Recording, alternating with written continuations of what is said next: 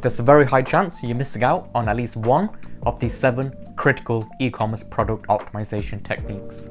If you're having a really hard time getting free Google traffic to your product pages, then I highly recommend staying till the end of this video because all of these tips will be critical.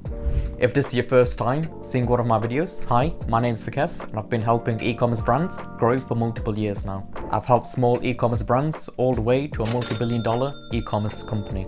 I've put together this video to help entrepreneurs optimize their product pages in the most efficient way possible. So let's get into the first technique. Product optimization technique 1, make the titles unique. I constantly see product pages with the exact same template, brand name plus product model. For example, let's say you're selling a motorbike helmet and you've titled it Built Well Gringo S06 helmet.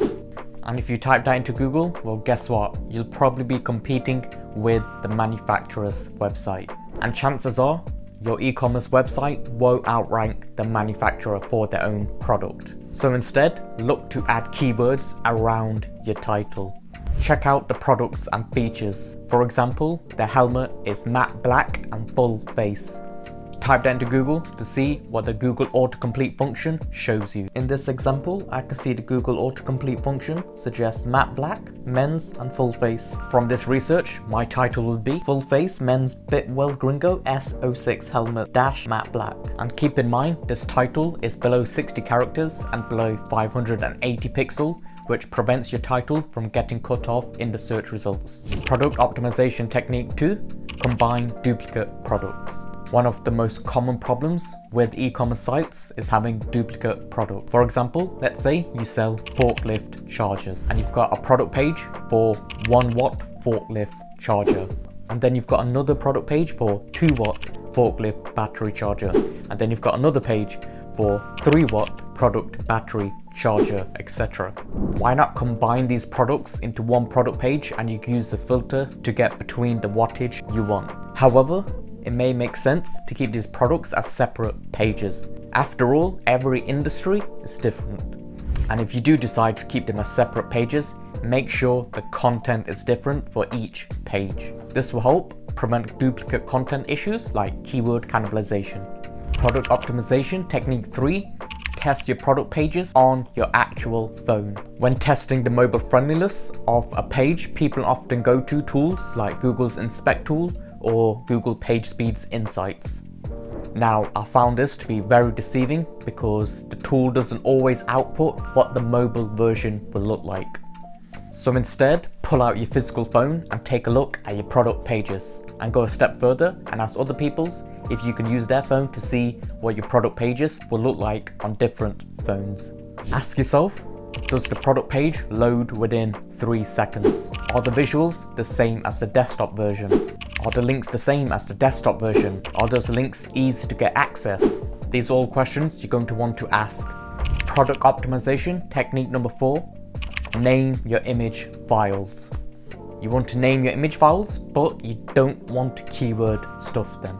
You want to genuinely describe the image, describe what you're seeing. For example, you would describe this image as black Jack & Jones men's jeans skinny fit with silver buttons. You can take it a step further by right-clicking on the image and selecting tags and putting a description within there. And you will put the same description within the alt text. This is another way to further optimize your images. The Google search results keep getting more popular with more multimedia, so make sure you're optimizing your multimedia so you're not missing out on any clicks. Product optimization technique 5, stop spending time creating custom meta descriptions. I remember working at a Magento marketing agency and I saw the marketing manager going through the products and creating custom meta descriptions. I told her that there's no point you going through creating all these custom meta descriptions, spending all this client time, when 99.999% of the time, Google will use their own custom meta description. So what's the point? I'd recommend only creating a custom meta description for your homepage and maybe a few of your most profitable pages. Otherwise, there's really no need for it. 99.999% of the time, Google will use their own meta description instead of your custom one. Product optimization technique 6, stop using the manufacturer's description. This one personally bugs me a lot because it's a very common mistake yet it's easily fixable. So many of your competitors are using the manufacturer's product descriptions, so you want to avoid doing that. Otherwise, you're just going to be in a cesspit of copy and paste content like a bunch of other sites.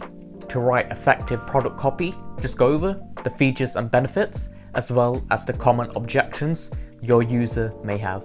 A feature is a technical specification, and a benefit is what the user will get out of that feature.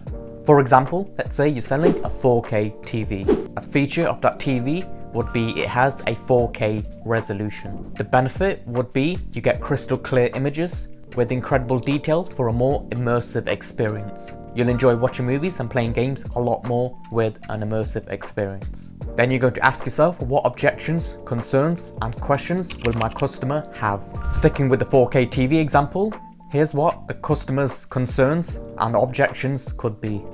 They don't know if it's a good size fit for their room. They're concerned about how long the warranty is. Will the device be compatible with the TV? Is the TV good for gaming? You want to list the features and benefits as well as the objections your customers may have and go through them in an ordered list of importance. By doing this simple exercise, you'll get a far better description than any manufacturer can provide you with. Product optimization technique 7, look at every URL on your website, and you may need some help with this.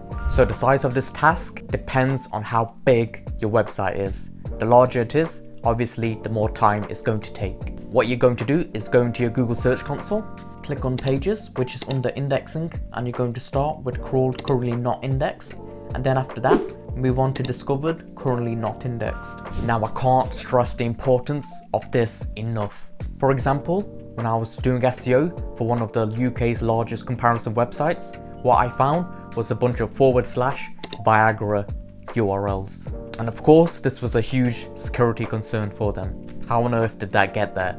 And recently, working on an e-commerce site, I found a bunch of URLs in Korean. What kind of signals is that giving to Google? Now you don't have to open up all of these pages. You're simply going to scan the URLs and see if you find anything odd. It's one of the best SEO practices you can carry out. And if you need help growing your e-commerce business, I'd highly recommend booking a call with myself. I'll pin a link in the comments below.